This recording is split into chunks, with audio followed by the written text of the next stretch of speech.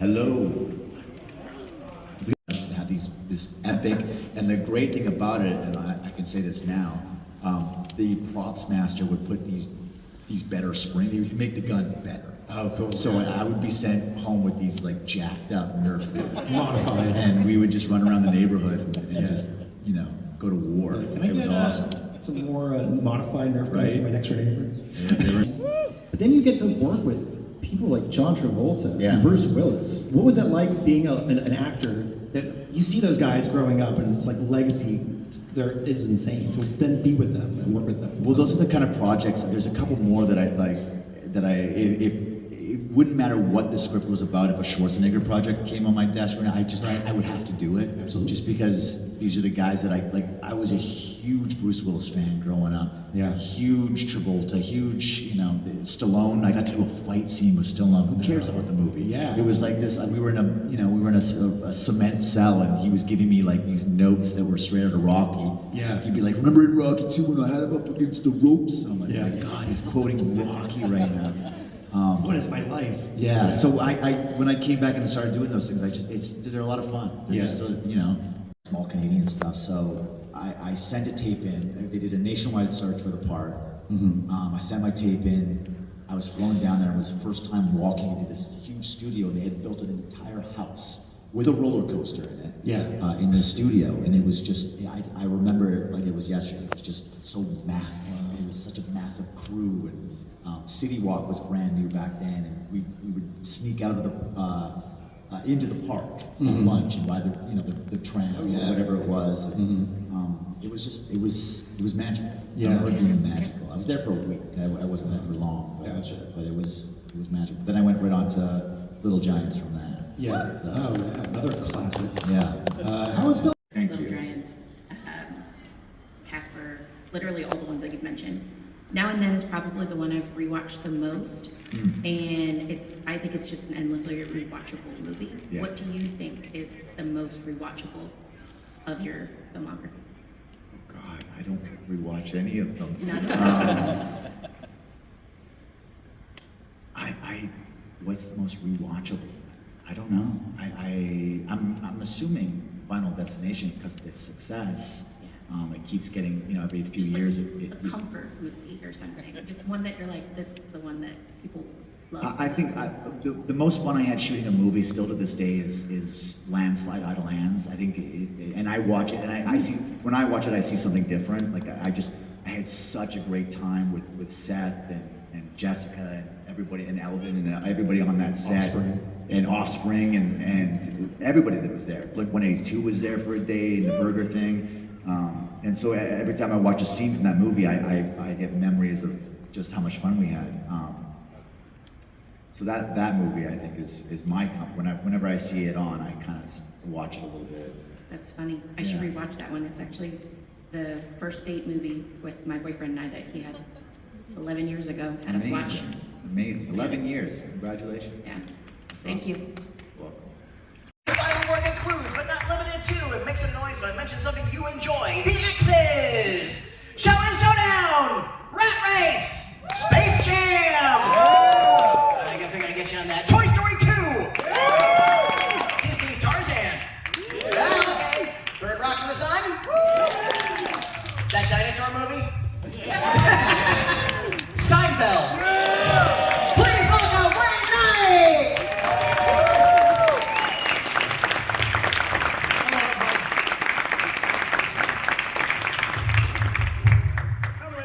Yeah, these are a little tricky, yeah. Have little tiny legs. Yeah, me. Serendipity. Yeah, it was a wonderful meta satire. Yeah. It's like you had to kind of be into that. What was it like juggling when the Seinfeld would come on up, but then gotta talk about like Third Rock, which I adored.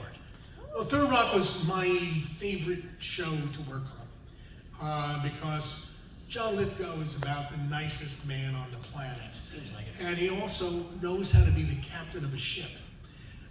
His father ran a Shakespeare theater, and so he knew very well how to treat actors, how to keep it all running smoothly, how to be congenial but stern. and so on. And so Lithgow was like that. And you had John, and you had Jane Curtin, and you had French Stewart, and you had Kristen Johnson, and everybody could hit the ball, and they were all funny, and Joe Gordon-Levitt was growing into a movie star. And everybody was nice, and the scripts were terribly funny, and it was Bonnie and Terry Turner who were the head writers of SNL prior.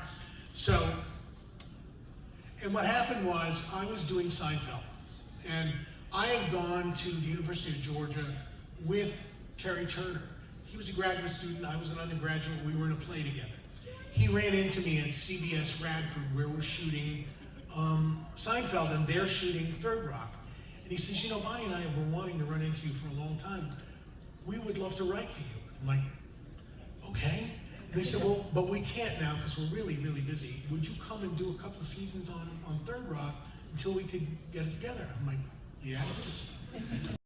You get a whole couch to yourself, make yourself at home. It's too much space. It's too I much really space. like your outfit. Oh, You thank you look very very much. cozy. It is. It's a little cold here. Yeah, it is. So dress appropriately for once. Yeah. Do you live in a... Things and movies. So yeah, a lot of time up there. Yeah, there's a lot of cities in the world that you wouldn't guess, like Cape Town, South Africa, Yeah. big filming city, Ton of stuff. Vancouver, Atlanta. Atlanta, big one. Did a show there. Yeah. Yeah, very cool. Well, is it your first time in Columbus? This is my first time in Columbus. I've been to Cleveland a couple times. I was in Cincinnati this year, so making the rounds. Yeah, like a few more to go. I don't know. lot Maybe we'll go of- to Dayton next. I don't know. Ooh, I was gonna say, have you been able to leave your, I guess, the con bubble? So Is what I say. I actually do have a funny story about getting here. I was supposed to get here last night. I had a 2:15 flight, and I've never had this happen. I went through security, and the person behind me apparently had the same kind of bag that I had. So when I went to get my bag off the thing, it was like half as heavy as it should have been. I was like, oh, that's weird. And so I opened it, not my clothes. Someone took my bag at TSA and it already like run out. So I spent an hour running around LAX trying exact to bag. find my Have bag, you which seen looks this like bag? every carry-on bag that everyone has. Did you find him? I found him an hour later, but I missed my flight because it was when my flight had already taken off. So I ended up taking a red eye to get here. So yeah, so it was a bit of an unexpected journey to get here, but he's a nice guy. He felt bad. It's all right. It That's happens. It fair. happens. Oh my goodness. My kids will think that's cool one day. But with that show, you know, to me it was always like I'm here to support Melissa. Like that's my number one job here is like it's called Supergirl. It's her show. Melissa's the best, by the way. I don't know if anybody's ever met her at any of these or anything, but she's the best. So she made it really easy. But that's your job. Your job is to be there and enhance anything in the scene that you can to help them shine brighter than they do already on their own. And so always like very aware of that with that and with the crossovers and everything. You know, obviously that character is a very iconic character, but none of those shows were called Superman. So it was always like very much like, I'm here to help, that's it. With our show, you know, the scenes are about them. And so it was a little bit more time to, you know, focus on that, and I guess like you could use the word maybe being selfish in scenes, but like those characters are now the focus of the scenes, and we get more time to really dive into who they are and the nuances there and stuff, where like with the other ones it's kind of more big picture, and with this one you could really take your time with things and like you could layer that and know that things weren't going to pay off until a few episodes later, whereas with the other stuff it's like it is what it is in this scene because we're not building towards anything, we're not going anywhere necessarily. So yeah, just kind of like keeping that in mind, just knowing that you're slowly revealing things about these characters, and you know, as an actor that's great because you don't have to try to do so much up front. You can know that you can kind of spread that out over time and get a little more mystery to it, and yeah. Thank you. Great question. Greg Berlanti. That was it. I had a general meeting with Greg, and about 20 minutes before I went in, my agent called me. He's like, "Hey, I think I might know what your meeting's about." And I was like, "Really?" He's like, "Yeah." He's like, "They just announced that they're gonna have Superman on Supergirl." I was like, "Oh, well, we'll see." Where are my glasses? We'll see. Yeah. And so I went in. We talked for like a half an hour. Had just a great chat, just about just anything, really, just talking about life, chatting about work and everything. And he brought it up. He's like, "So we're gonna introduce Superman on Supergirl. Is that something you'd be interested in?" I was like, "Sure, yeah, let's talk about it." So we talked about the character. I had auditioned for Man of Steel, so I was familiar with the character through that process. and also you know Superman, but it's just from a character point of view, I was familiar with that process. We talked about it for like a half an hour, had a great chat, and I left. And then a few weeks later, my manager called and said they're offering it to you if you want it. And I was like, oh, really? That's crazy. It was a All right. personality hire. Yeah, it's wild. Yeah, that was one of the. Yeah, it was crazy to me that happened on that job with that character. But yeah, just I was. It's kind of what gave me confidence going into the character, going into playing the character from the beginning was just knowing that they obviously liked my take on who he was and what he stood for and things like that. So there was. It was nice knowing that I had the confidence and support of the people that were in charge of making that decision from the beginning. So yeah, it's crazy. Hi there. Hey, Dale. So coming towards the end of the CW, do you feel like you kind of missed out on the Arrow ending, the Flash ending, and then, or do you feel like it was actually a blessing because you got to do your own thing? I don't know that I'd phrase it either way, to be honest with you. I did get to experience the crossover stuff, quite a bit with the Elseworlds and with Crisis. So I did get to tag along for a little bit of that, which was really fun. Like I said, I got to work with really great people, and it was cool showing up on set and being one of like 20 people in a super suit. It was pretty rad. So that was a fun experience.